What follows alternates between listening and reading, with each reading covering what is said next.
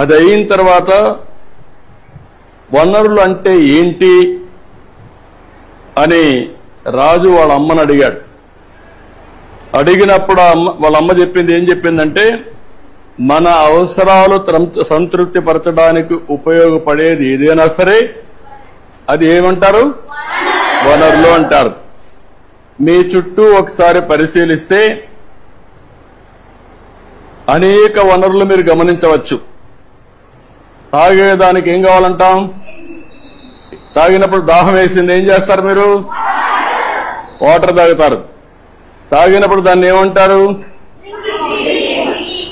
అదే సమయంలో మీ పాఠశాల అయిపోయింది, ఇంటికి పోవాలి. దేంట్లో పోతారు మీరు? బస్సులో పోతారు. దాన్ని ఏమంటాం? వనరులు అంటాం. అదే సమయంలో మీరు చదివే పాఠ్యపుస్తకాలు దాన్ని ఏమంటారు? ఎందుకు వనరు అంటున్నారు? ఉపయోగపడుతుంది కాబట్టి. मज़ीद ताज़ा तरीन खबरों को देखने के लिए आप देखते रहिए फ्लैश 9 न्यूज़। चैनल को लाइक, शेयर और सब्सक्राइब करना ना भूलें।